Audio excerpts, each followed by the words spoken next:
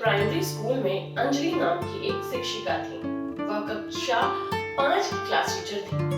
उनकी आदत थी कि वह कक्षा में आते ही हमेशा लव यू ऑल बोला करती थी, मगर वह जानती थी कि वह सच नहीं बोल रही। वह कक्षा के सभी बच्चों से एक जैसा प्यार नहीं करती थी। कक्षा में एक ऐसा बच्चा था जो उनको फूटी आंख नहीं भाता था। उसका नाम था राजू। राजू मैली कुचैली स्थिति में स्कूल आ जाया करता है। उसके बाल खराब होते हैं, जूतों के बंद खुले, शर्ट के कॉलर पर मैल के निशान। पढ़ाई के दौरान भी उसका ध्यान कहीं और होता है। मैडम के डांटने पर वह चौंक कर उन्हें देखता, मगर उसकी खाली खाली नजरों से साफ पता लगता रहता कि राजू शारीरिक रूप से कक्षा में उपस्थित होने के बावजूद भी मानसिक रूप से गायब है। धीरे धीरे मैडम को राजू से नफरत सी होने लगी। क्लास में घुसते ही राजू मैडम की आलोचना का निशाना बनने लगता। सब बुराइयों के उदाहरण राजू के नाम पर किए जाते। बच्चे उस पर खिलखिलाकर हंसते और मैडम उसको अपमानित करके संतोष प्राप्त करती थी।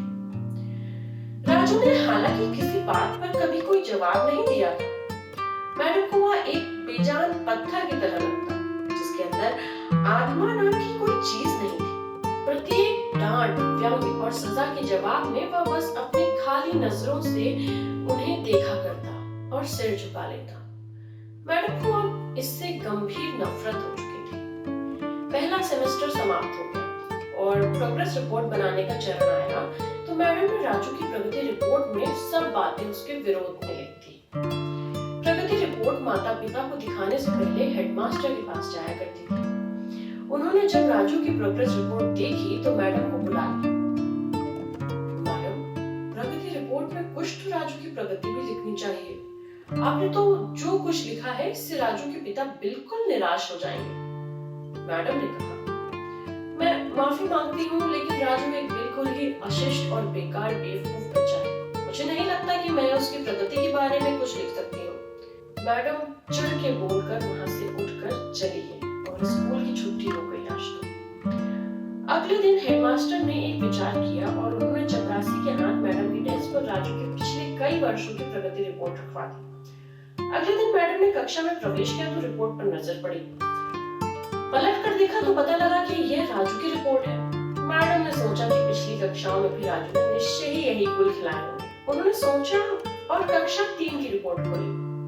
रिपोर्ट में टिप्पणी पढ़कर उनकी आश्चर्य की कोई सीमा न रही जब उन्होंने देखा कि रिपोर्ट उसकी तारीफों से भरी पड़ी है। राजू जैसा बुद्धिमान बच्चा मैंने आज तक नहीं देखा। बेहद संवेदनशील बच्चा है और अपने मित्रों और शिक्षक से बेहद लगाव रखता है। यह सब लिखा था। अंतिम सेमेस्टर में भी राजू ने प्रथम स्थान प्राप्त कर लिया। मैडम ने अनिश्चित स्थिति में कक्षा 4 की रिपोर्ट खोली। राजू ने अपनी माँ की बीमारी और बेहद भाव अपने ऊपर लिया। उसका ध्यान पढ़ाई से हट रहा था। राजू की माँ को उसके चरण कैंसर हुआ है। उसका कोई ध्यान रखने वाला नहीं। इसका गहरा प्रभाव पढ़ाई पर ये लिखा था। नीचे हेडमास्टर ने लिखा कि राजू की माँ मर चुकी है और माँ के जाने के साथ ही राजू के जीवन की चमक चल गई। राजू को बचाना इससे पहले ही बहुत देर हो चुकी। ये सब पढ़ के मैडम के दिमाग पर भयानक बोझ आ गया। कांपते हाथों से उन्होंने प्रगति रिपोर्ट पढ़ी। मैडम की आंखों से आंसू की बातें चल रही। मैडम ने सवाल पूछने वाले पूछे। अगले दिन जब मैडम कक्षा में बैठी हुई तो उन्होंने अपनी आदत के अनुसार अपना कारण से I love you all दोहराया। मगर जानती थी कि अब आज की क्योंकि इसी क्लास में बच्चे ऊंचे बालों वाले बच्चे राजू की मुस्कुराहट का आगे को नहीं महसूस करते और कक्षा में बैठे किसी कोशिश करते।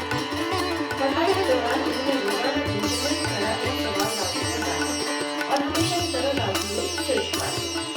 जब कुछ देर तक मैडम ने कोई डांट फटकार और सहपाठी सहयोगियों से हंसी की आवाज उसके कानों में जब नहीं पड़ी तो उसने अचंभे से सर उठाकर मैडम की ओर देखा। अप्रत्याशित उनकी माथे पर आज बल न थे। वो मुस्कुरा रही थी, मतलब वो आज बिल्कुल भी गुस्से में नहीं थी। उन्होंने राजू को अपने पास बुलाया और उसे सवाल का जवाब बताकर चक्कर दोहराने के लिए। राजू 3-4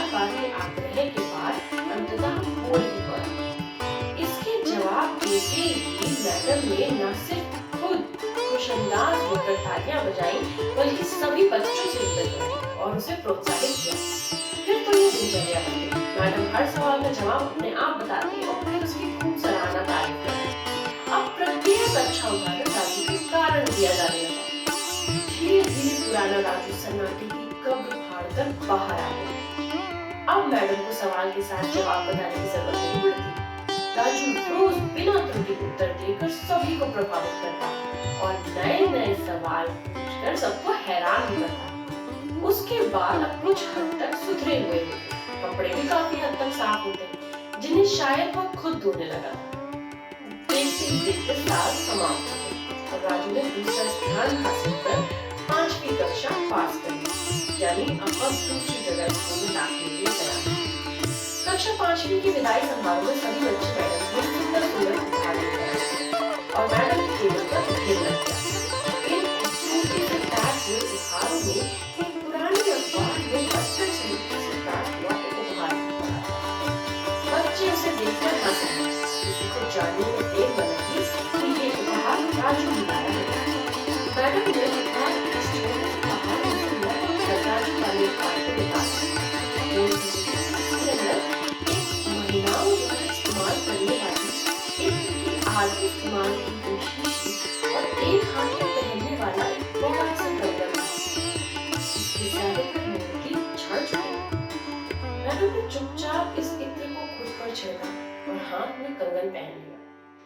बच्चे ये दृश्य देखकर हैरान रह गए, खुद राजू भी। आखिर राजू से रहा न गया और अपनी मैडम के पास आकर खड़ा हो गया। कुछ देर बाद उसने अटक कर मैडम से कहा, आज आप में से मेरी मादर की खुशबू आ रही है। इतना सुनकर मैडम की आंखों में आंसू आ गए। मैडम ने राजू को अपने गले से लगा लिया। राजू अब दूसरे स्कूल में जाने वाला था और अब राजू ने दूसरी जगह स्कूल में दाखिले ले लिया। समय बीते गए, दिन सप्ताह महीने और साल हो गए। कहाँ देर लगती, मगर हर साल के अंत में मैडम को राजू के हाथ से लिखा एक पत्र नियमित रूप से प्राप्त होता। इसमें लिखा होता कि इस साल कई नए टीचर्स मिले, मगर आप जैसा मैडम कोई नहीं था। फिर राजू की पढ़ाई समाप्त हो गई और पत्रों का सिलसिला भी समाप्त हो गया। कई साल आगे गुजरे और मैडम भी रिटायर हो गई। एक दिन मैडम के घर अपने मेल में राजू का पत्र मिला, जिसमें लिखा था, इस महीने के अंत में मेरी शादी और आपके बिना शादी की बात को नहीं सोच सकता। आपको मेरी शादी में जरूर आना होगा। एक और बात, मैं अपने जीवन में बहुत से लोगों से मिलती हूँ, आपका डॉक्टर राजू। पत्र में साथ ही विमान का आने जाने का टिकट के लिफाफे में मौजूद था। मैडम खुद को जाने से हरगिज़ रोक न सकी। उन्होंने अपने पति से अनुमति ली और राजू के शहर के लिए रवाना हुए। शादी के दिन जब वह शादी की जगह पहुंची तो थोड़ी देर हुई। उन्हें ऐसा लगा संभव समाप्त हो चुका होगा, मगर यह देखकर उनके आश्चर्य की सीमा न रही कि शहर के बड़े डॉक्टर, बिजनेसमैन और यहाँ तक कि वहाँ पर शादी कराने वाले पंडित जी भी थक गए थे यह पूछ कर कि आखिर अब कौन आना बाकी है। मगर राजू समारोह में शादी के मंडप के बजाय गेट की तरफ टकटकी लगाए उनके आने का इंतजार कर रहा था।